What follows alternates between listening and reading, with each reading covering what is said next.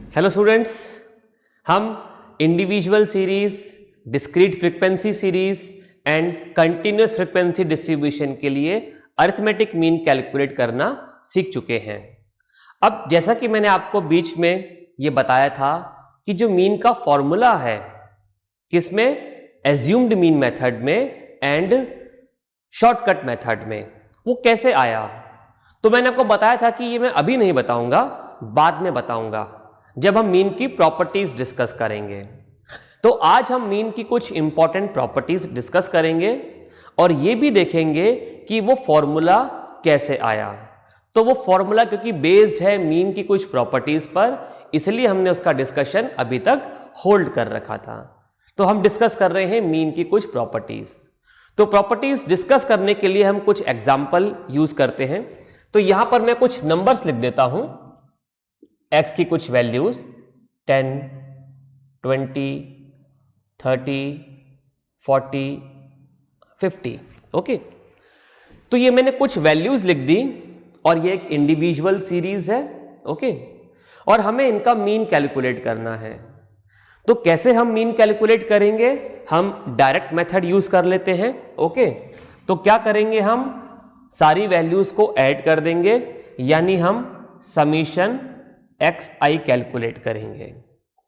तो क्या सम आएगा, 10 प्लस 20 30, 30 प्लस 30 60, 60 प्लस 40 100, 100 प्लस 50 150। तो यहां हमें सम मिल गया 150 and number of observations are 1 2 3 4 5। There are 5 observations, so n equals to 5। तो मीन हमें कितना मिलेगा, mean will be summation xi divided by n, that means 150 divided by 5। So mean का वैल्यू हमें मिला यहां पर 30। राइट, क्लियर है, बहुत सिंपल है। इंडिविजुअल सीरीज के लिए हम मीन निकालना ऑलरेडी सीख चुके हैं। अब मैं इन वैल्यूज में कुछ चेंजेस कर देता हूं। ओके, क्या चेंजेस कर देता हूं कि एक काम करते हैं, इन सारी वैल्यूज में +2 कर देते हैं, दैट मीन्स xi प्लस 2। सारी वैल्यूज में 2 ऐड कर देता हूं। तो क्या वैल्यूज मिलेंगी हमें, 12, 22, 32, 42 एंड 52। ओके, अब बहुत ध्यान से नोट कीजिएगा, आप सारे मीन की वैल्यूज को ध्यान से देखिए। अब हमें इनका मीन निकालना है। ओके, तो हमने कुछ चेंजेस कर दिए गिवन ऑब्जर्वेशन में, और क्या चेंज किए, सारी वैल्यूज में 2 ऐड कर दिया। तो ये 12 कैसे मिला, 10 plus 2, then 20 plus 2, 30 plus 2, 40 plus 2 and 50 plus 2। Clear है। अब इनको अगर हम ऐड करेंगे तो हमें सम मिलेगा 160। ओके, इन ऑब्जर्वेशंस का हमें सम मिलेगा 160। अब हमें मीन कैलकुलेट करना है, तो n तो अभी भी 5 है, देयर आर 5 ऑब्जर्वेशंस। तो मीन कितना हो जाएगा, x bar will be 160 divided by 5, है ना। फॉर्मूला भी मैंने नहीं लिखा है, सेम फॉर्मूला है, summation xi divided by n। Summation xi 160 है, n हमारे पास 5 है। तो यहां हमें मीन का वैल्यू मिल गया 32। राइट, अभी हम मीन बस कैलकुलेट करके देख रहे हैं कि क्या वैल्यू आती है। अभी हम कुछ ऑब्जर्वेशंस भी देखेंगे यहां पर। चलिए, अब कुछ और चेंजेस कर देते हैं। अब एक काम करते हैं, इन सारी वैल्यूज में से 2 को सब्ट्रैक्ट कर देते हैं। तो मैंने क्या किया, -2 कर दिया। तो क्या वैल्यूज मिलेंगी हमें, 8, 18, 28, 38 एंड 48। ओके, कैसे मिली, 10 minus 2, 20 minus 2, 30 minus 2, 40 minus 2, 50 minus 2। Clear है? अब इनका मीन हमें कैलकुलेट करना है, तो कैसे कैलकुलेट करेंगे? फिर से इन सबको ऐड कर देंगे, तो समीशन xi अब हमें मिल जाएगा 140 एंड हमें मीन का वैल्यू मिलेगा 140 डिवाइडेड बाय 5 यानी कि 28।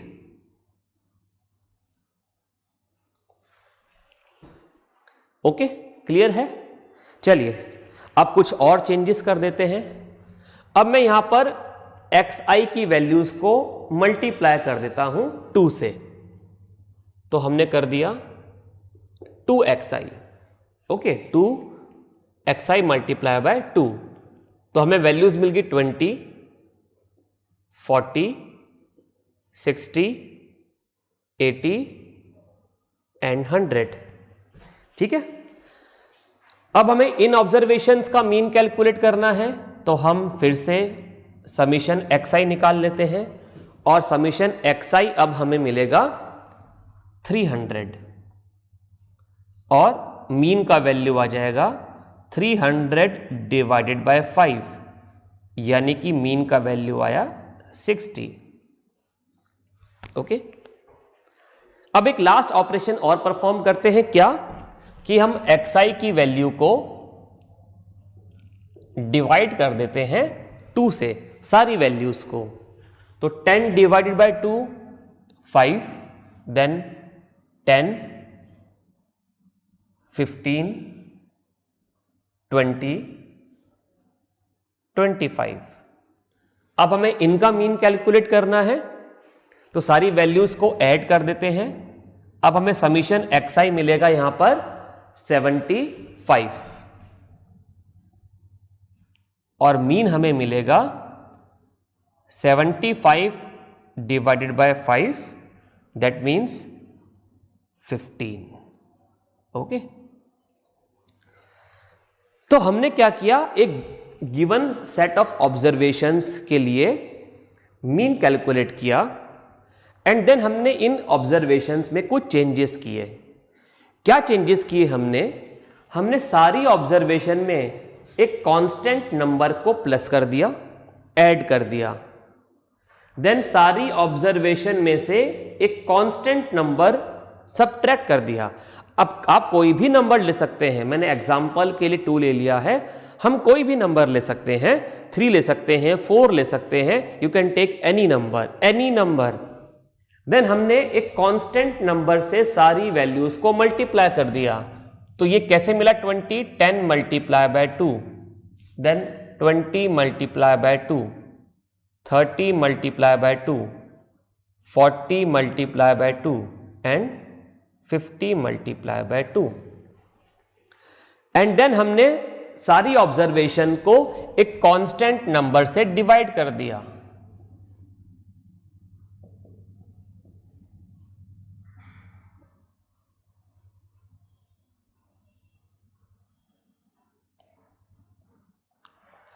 अब हमने हर केस में मीन कैलकुलेट किया। ओके, और सारी वैल्यूज मीन की आपके सामने बोर्ड पर लिखी हुई हैं। अब चलिए इन वैल्यूज को हम ऑब्जर्व करते हैं। देखिए, जो ओरिजिनल ऑब्जर्वेशंस थी उनके लिए हमें मीन का वैल्यू मिला 30, राइट। ये जो गिवन डेटा था उसका मीन था।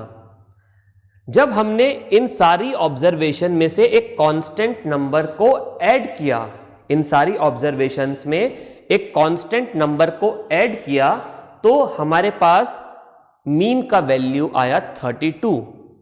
अब देखिए, इस 32 को मैं 30 + 2 भी लिख सकता हूं क्या? बिल्कुल लिख सकते हैं। ओके, और ये 30 क्या था? 30 तो इन ओरिजिनल ऑब्जर्वेशंस का मीन था, तो मैं 30 की जगह यहां पर ये इसको x बार न्यू n बोल देते हैं। ओके, x बार न्यू, तो हमें न्यू x बार क्या मिला? 30 + 2। तो क्या इसको ऐसा भी लिख सकते हैं कि new x bar equals to x bar + 2? बिल्कुल लिख सकते हैं। चलिए, तो अभी इसको ऐसा लिख के अपन रख देते हैं। यहां पर देखते हैं न्यू एक्स बार कितना मिला 28। तो क्या मैं इसको ऐसा भी लिख सकता हूं कि 28 को मैंने 30 - 2 लिख दिया? बिल्कुल लिख सकते हैं। और 30 क्या था? 30 तो एक्स बार का वैल्यू था, यानी कि ओरिजिनल ऑब्जर्वेशंस का मीन। तो यहां पर मैं न्यू एक्स बार को एक्स बार -2 भी लिख सकता हूं। लिख देते हैं।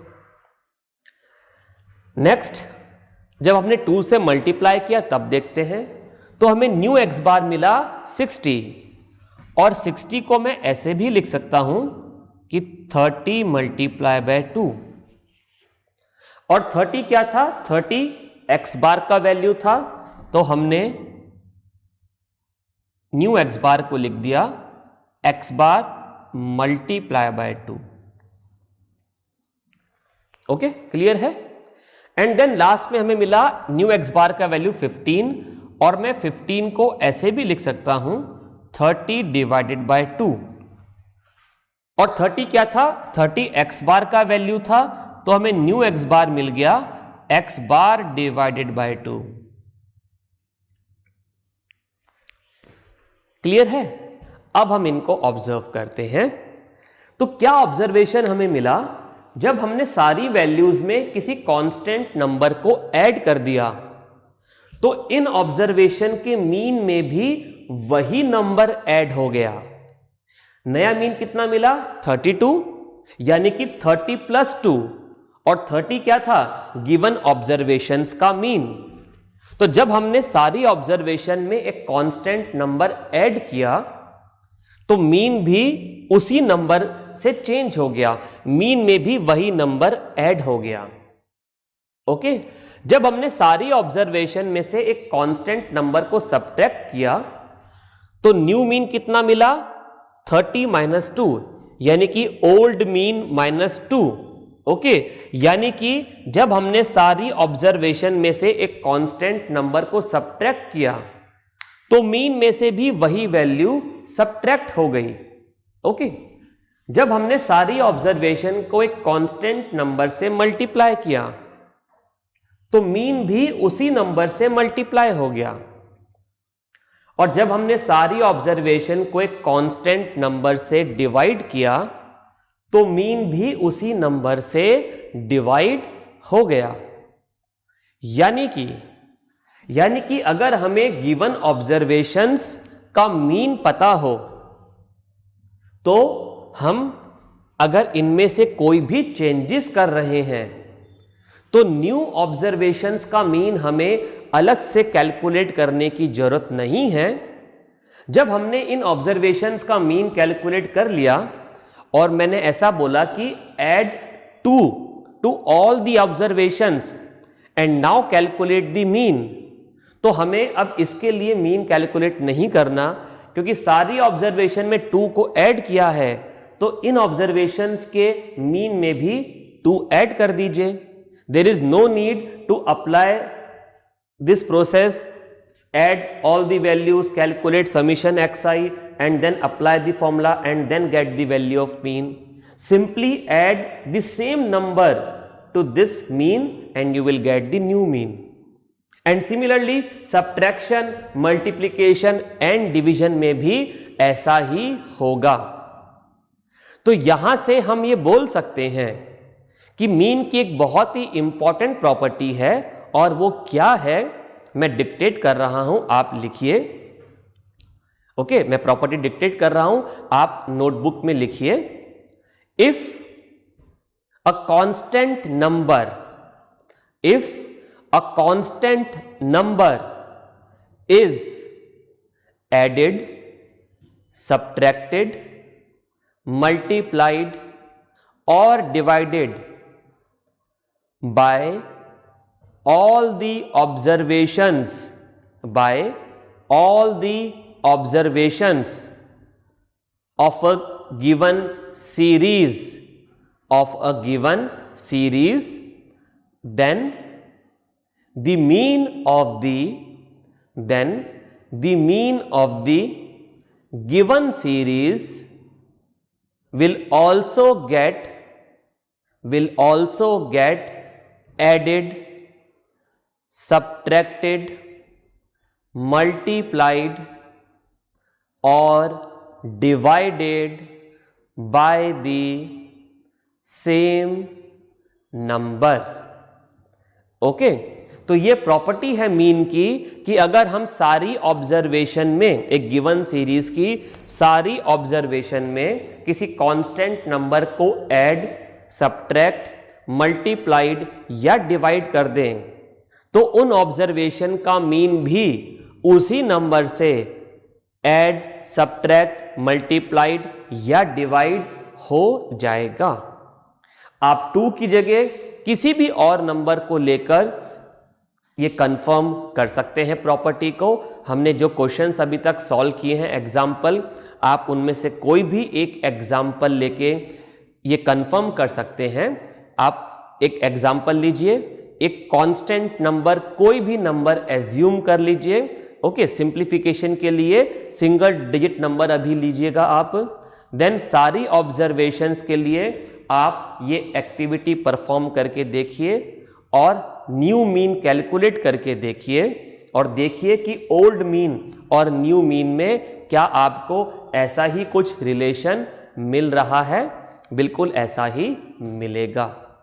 तो अगर हमें एक गिवन सीरीज के लिए मीन, गिवन सीरीज और उसका हम मीन कैलकुलेट कर लें और अगर हमें यह बोल दिया जाए कि हमने इन वैल्यूज को इस तरीके से चेंज कर दिया है और अब हमें नया मीन निकालने के लिए बोला जाए, तो अब हमें कुछ कैलकुलेट करने की जरूरत नहीं है।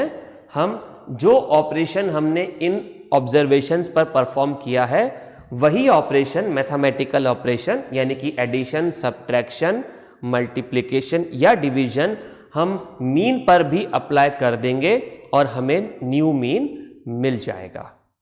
ओके, बात क्लियर है? आप इसको नोट कर लीजिए, फिर हम नेक्स्ट प्रॉपर्टी डिस्कस करते हैं।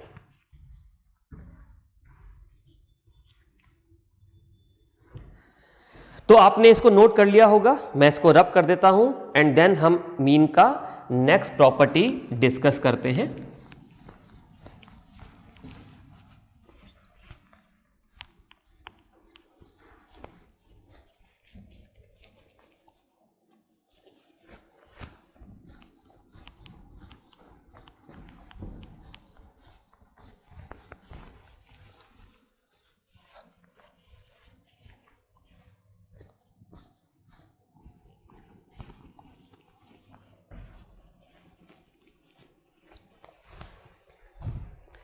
ओके, चलिए मैं फिर से वही ऑब्जर्वेशंस को कंसीडर करता हूं। 10, 20, 30, 40, 50 और हम इनका मीन कैलकुलेट कर चुके हैं और हमें पता है कि मीन का वैल्यू कितना आएगा। इसका मीन हमने कैलकुलेट किया था 30। ओके, अब एक काम करते हैं, इन सारी ऑब्जर्वेशन में से इस मीन को सब्ट्रैक्ट कर देते हैं। यानी कि हम क्या कैलकुलेट कर रहे हैं? हम डेविएशन कैलकुलेट। मैंने आपको बताया था डेविएशन का मतलब डिफरेंस। हमने एज्यूम्ड मीन मेथड में देखा था कि हम एज्यूम्ड मीन को जब सारी वैल्यूज में से सब्ट्रैक्ट करते हैं तो हम उसको क्या बोलते हैं? डेविएशन। वहां पे वो कैसा डेविएशन था? Deviation from assumed mean. यहां पर ये किस तरीके का डेविएशन है? It is deviation from actual mean, क्योंकि अब हम डिफरेंस मालूम कर रहे हैं एक्चुअल मीन में से।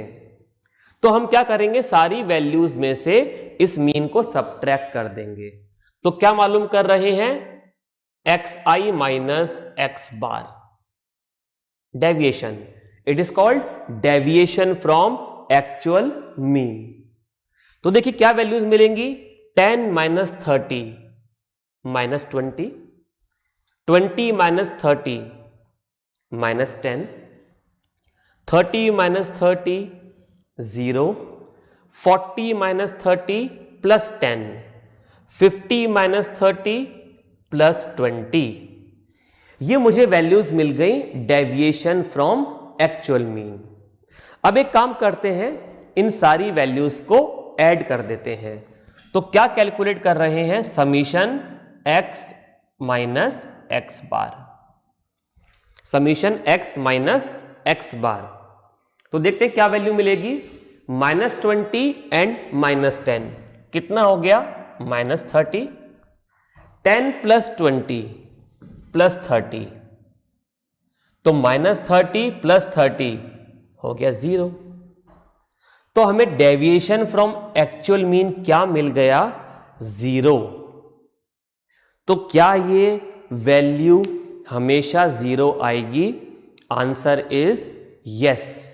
It is another a very important property of arithmetic mean and the property is, मैं डिक्टेट कर रहा हूं, आप प्रॉपर्टी लिखिए। The property is the sum of deviations, the sum of deviations from actual mean, the sum of deviations from actual means of all the observation of a given series is always 0। that is, equation लिखेंगे summation x minus x bar equals to 0। This is what we have written in the property कि sum of deviation from actual mean of all the observations of a given series is always 0। हमने जो examples solve किए हैं, आप किसी भी example के लिए इस एक्सपेरिमेंट को परफॉर्म करके देख सकते हैं।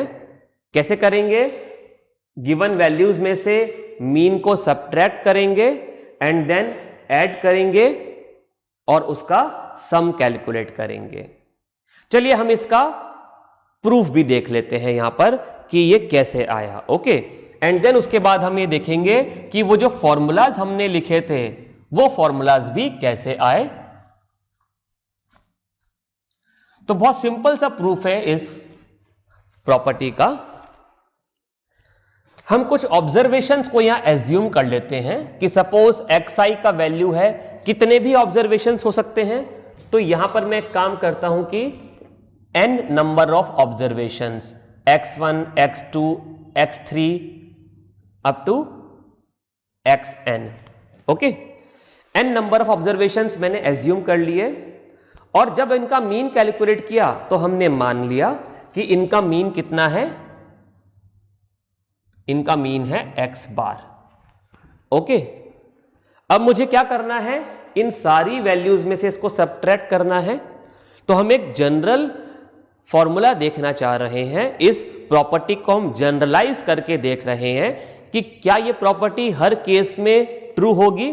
तो हमने कुछ ऑब्जर्वेशंस ले ली, n ऑब्जर्वेशंस, मान लिया कि इनका मीन x बार होगा। अब हम डेविएशन कैलकुलेट कर रहे हैं एक्चुअल मीन में से, तो xi माइनस एक्स बार कैलकुलेट करना है। तो क्या करेंगे, इन सब में से x बार को सब्ट्रैक्ट कर देंगे। तो क्या लिखेंगे, x1 माइनस एक्स बार। अब हमारे पास में वैल्यूज तो नहीं है, तो x1 माइनस एक्स बार कितना होगा, इस तरीके से लिखेंगे, x1 माइनस एक्स बार ही लिखेंगे। Then x2 minus x bar, then x3 minus x bar and so on. Last value will be xn minus x bar. अब मुझे क्या करना है, इन सारी वैल्यूज को ऐड करना है। तो क्या मालूम करना था, हमें समेशन xi माइनस एक्स बार। तो क्या होगा, इन सबको ऐड कर देते हैं।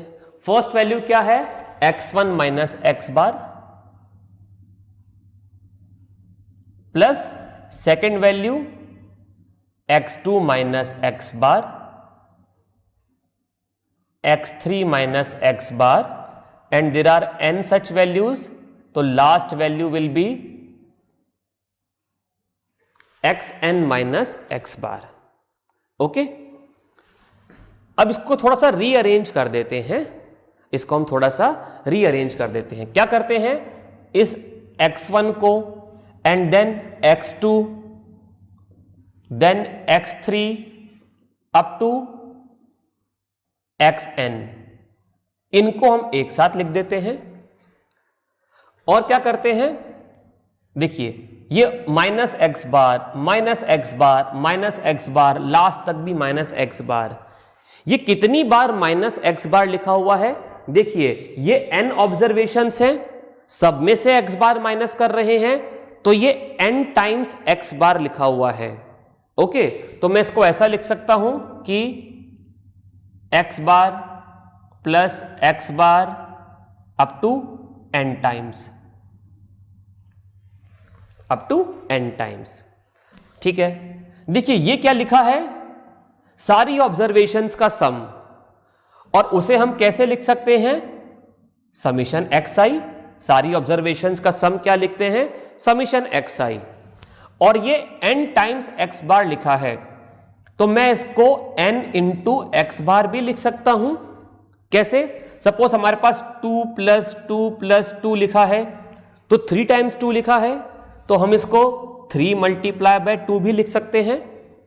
तो सेम वे में ये हमारे पास n टाइम्स x बार लिखा है, तो हम इसको माइनस n x बार भी लिख सकते हैं। ओके, चलिए अब हमें क्या गिवन था कि इन ऑब्जर्वेशंस का मीन x बार है, राइट, और मीन हमने कैसे निकाला होगा इनका, समीशन xi अपॉन n करके। ये मीन कैसे आया था, ये सारी वैल्यूज को ऐड किया तो समीशन xi मिल गया, और n ऑब्जर्वेशंस थी तो n से डिवाइड कर दिया। तो देखिए यहां से अगर मैं इस n को क्रॉस मल्टीप्लाई कर दूं तो समीशन xi का वैल्यू कितना मिलेगा, nx बार। बात समझ में आई, इस n को मैंने क्रॉस मल्टीप्लाई कर दिया तो समीशन xi का वैल्यू मिल गया nx बार। तो मैं क्या लिख सकता हूं अब यहां पर कि summation xi minus x bar equals to, इस वैल्यू को समीशन xi को मैंने रिप्लेस कर दिया nx bar and minus nx bar. Okay, तो अब आप देखिए कि हमें क्या मिला, nx bar minus nx bar, और ये दोनों वैल्यूज आपस में कैंसिल हो गई और हमारे पास वैल्यू बच गई 0। यानी कि हम ये जो वैल्यू कैलकुलेट कर रहे हैं ये ना तो n पे डिपेंड कर रही है ना किसी ऑब्जर्वेशन पर। यहां n की वैल्यू कुछ भी होती, ये मीन का वैल्यू कुछ भी होता, ये value summation x minus x बार यानी कि डेविएशन फ्रॉम एक्चुअल मीन हमेशा ही 0 आता। So it is a property of mean that the sum of deviations of all the values from actual mean is always 0। आप इसको नोट कीजिए, फिर हम मीन के फॉर्मूला के बारे में डिस्कस करते हैं।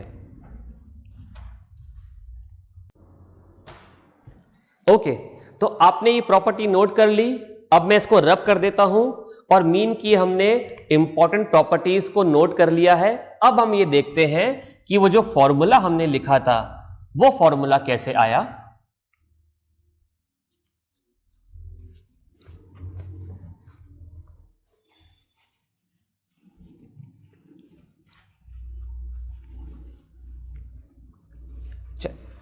तो पहले हम डिस्कस करते हैं एज्यूम्ड मीन फॉर्मूला को। ओके, चलिए मैं फिर से कुछ ऑब्जर्वेशंस यहां पर लिख देता हूं।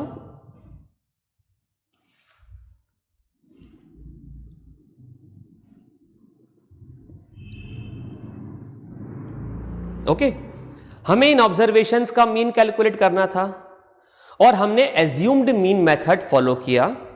तो हमने क्या किया, किसी एक वैल्यू को एज्यूम्ड मीन मान लिया, और फिर हमने क्या किया था, सारी वैल्यूज में से एज्यूम्ड मीन को सबट्रैक्ट कर दिया था, तो हमें डेविएशन मिल गया था from assumed mean xi minus a।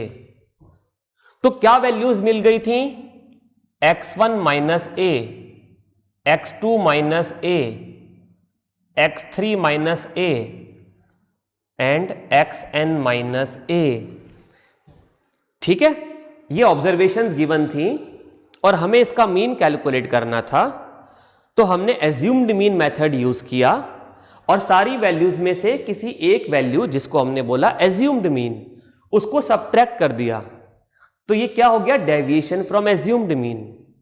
चलिए मान लेते हैं कि इन वैल्यूज का मीन कितना है? x बार।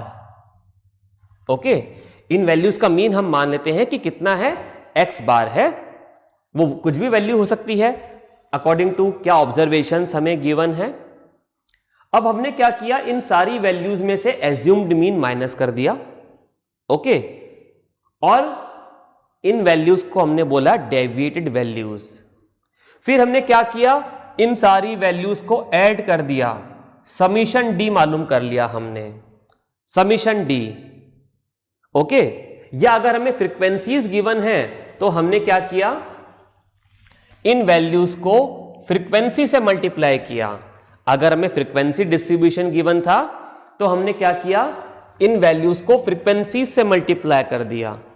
तो सपोज कि ये वैल्यू d1 है, ये d2 है और ये लास्ट वैल्यू dn, तो हमने, और इनका फ्रीक्वेंसीज हमें गिवन होगा f1, f2 up to fn। तो हमने f1 d1, f2 d2 और सारी वैल्यूज कैलकुलेट कर दी। फ्रीक्वेंसीज को हमने डेविएटेड वैल्यू से मल्टीप्लाई किया था, याद है आपको, और हमने फिर कैलकुलेट किया था समीशन fd। ओके, अब आप देखिए कि भाई हमने फ्रीक्वेंसीज को किससे मल्टीप्लाई किया? ये डेविएटेड वैल्यूज से, d1 d2, जबकि मीन किसका निकालना था? मीन तो x1 x2 up to xn इनका निकालना था। अभी हमने एक मीन की प्रॉपर्टी देखी कि अगर हम सारी वैल्यूज में से किसी कांस्टेंट नंबर को ऐड को सब्ट्रैक्ट कर रहे हैं तो उसके मीन में से भी वही नंबर सब्ट्रैक्ट हो जाएगा। ओके, यानी कि अगर ये जो ओरिजिनल ऑब्जर्वेशंस हैं इनका मीन x बार है, राइट, तो ये जो एज्यूम्ड मीन सब्ट्रैक्ट करने पर ऑब्जर्वेशंस हमें मिली, इनका मीन क्या होगा? इनका मीन होगा, इनका मीन हम एक काम करते हैं x डैश बार मान लेते हैं। ओके, तो x डैश बार क्या होना चाहिए? जब हमने इन ऑब्जर्वेशंस का मीन कैलकुलेट कर लिया तो ये डेविएटेड ऑब्जर्वेशन एक कांस्टेंट नंबर सब्ट्रैक्ट करने के बाद जो ऑब्जर्वेशंस मिली, इनका मीन क्या होना चाहिए? x bar minus a। Okay, और ये हमें कैसे मिला था? x डैश बार, ये हमें मिला था summation fd divided by n या फिर समीशन f। तो ये क्या हो गया? x bar minus a। तो यहां से हमें x बार की वैल्यू क्या मिली? इस a को यहां पर लाके हम ऐड कर देते हैं क्योंकि ये माइनस a लिखा है, a plus summation fd divided by n। और यही फॉर्मूला हमने एज्यूम्ड मीन मेथड के लिए देखा था। तो ये फॉर्मूला मीन की इस प्रॉपर्टी पर बेस्ड है। क्या प्रॉपर्टी थी? कि अगर हम सारी वैल्यूज में से किसी एक नंबर को सब्ट्रैक्ट कर देंगे तो मीन भी उसी नंबर से सब्ट्रैक्ट हो जाएगा। तो जब हमने ये डेविएटेड वैल्यूज निकाली और फ्रीक्वेंसी को इनसे मल्टीप्लाई किया और अब fd वैल्यूज का ऐड किया और इसको हमने n से डिवाइड किया, तो एक्चुअली में हम मीन तो इन वैल्यूज का निकाल रहे हैं, जबकि चाहिए किसका था? इसका मीन। लेकिन इन वैल्यूज और ओरिजिनल वैल्यूज के मीन में एक रिलेशन है based on property of mean. तो हमने यही प्रॉपर्टी यूज करी और मीन का वैल्यू आ गया। अब इसी तरीके से स्टेप डेविएशन मेथड में हमने क्या किया था? एक ये डेविएटेड वैल्यूज निकालने के बाद ui कैलकुलेट किया। ओके, और उसमें हमने एक कांस्टेंट वैल्यू से सारी डेविएटेड वैल्यूज को डिवाइड कर दिया था। तो अब क्या होगा? मीन भी डिवाइड हो गया। तो मीन भी डिवाइड हो गया तो नया मीन कितना होना चाहिए था? अब यहां पर हम again x bar equals to x dash bar equals to x bar minus a, और ये x डैश बार कितना होना चाहिए? Summation F D multiply by N, sorry divided by N multiply by, क्योंकि हमने h से डिवाइड कर दिया था तो ये h से मल्टीप्लाई होना चाहिए, equals to x bar minus a. तो यहां से x बार की वैल्यू कितनी आएगी, summation F d divided by N multiply by h plus a. तो ये फॉर्मूला भी मीन की प्रॉपर्टी पर ही बेस्ड है। तो अब आपको समझ में आ गया होगा कि एज्यूम्ड मीन मेथड और स्टेप डेविएटेड मेथड में मीन का ये फॉर्मूला कैसे आया। ये फॉर्मूला एक्चुअली में मीन की प्रॉपर्टीज पर ही बेस्ड है। तो यहां पर हमने अरिथमेटिक मीन कंप्लीट किया। कोई डाउट है आप वीडियोस को फिर से देखिए, फैकल्टी इंचार्ज से डिस्कस कीजिए। Next class we will start median. Okay, bye.